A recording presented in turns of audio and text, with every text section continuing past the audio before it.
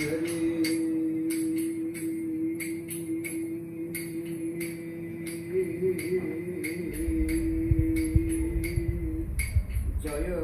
তু দুর্গা গো মুকণ্ঠে বিজে go no আসিবা পদ কুমা কহি কহি দেবু জয় রাম রাম রাম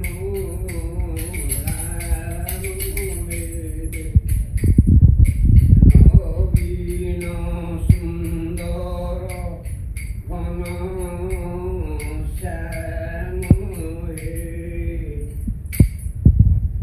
ଦାସଗାଠିଆଙ୍କର ପ୍ରଥମ ବନ୍ଦନା ମାଙ୍କୁ ଡାକିବେ। କାହାକୁ? ମା ଦୁର୍ଗାଙ୍କୁ। ତାପରେ ବିଦ୍ୟାର ଦାତ୍ରୀ ସରସ୍ୱତୀଙ୍କୁ ପଦେ କହିବେ, ଜଗନ୍ନାଥଙ୍କୁ ପଦେ କହିକି ଭଗବାନଙ୍କୁ ପଦେ କହିକି କାର୍ଯ୍ୟକ୍ରମ ଉପରେ ଆଗେଇ ଯିବେ।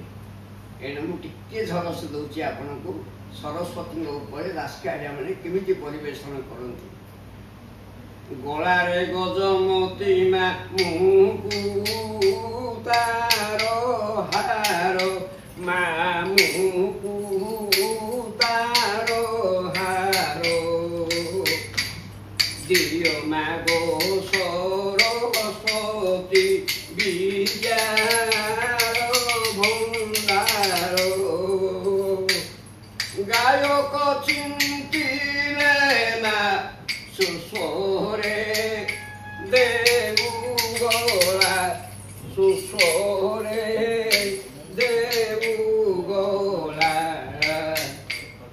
ବାୟକ ଚିନ୍ତିଲେ ମା ବାଦ୍ୟରେ ଅନୁରଗଳା ହେଉଛି ଦୋଷ କାଠିଆ ଦାସ କାଠିଆ। ଦୋଷ କାଠିଆ ହୋଇ ଯାହା ପରିବେଷଣ କରନ୍ତି ତାକୁ ଦାସକାଠିଆ କୁହାଯାଏ। ଜଣଙ୍କ ଦ୍ୱାରା ଇଏ ପରିଚାଳିତ କେବେ ହେଲେ ନୁହଁ।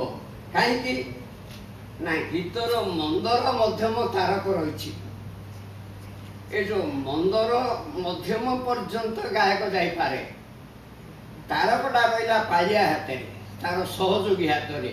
ଏଣୁ ସବୁ ଯାକ ପରିବେଷଣ କଲା ବେଳକୁ ପବନ ଆଉ ସେ ସମ୍ଭାଳୁନି। ବୈକୁଣ୍ଠ ବାସିନୀ ବିଷ୍ଣୁଙ୍କ ପାଟରାଣୀ ବିଷ୍ଣୁଙ୍କ ପାଟରାଣୀ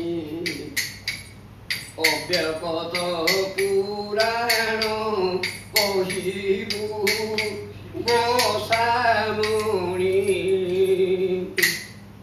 ଏଣୁ ପବନ ତ ଜୋର ସମ୍ଭାଳି ପାରିବନି ଦି ଜଣଙ୍କର କାମ ଇଏ।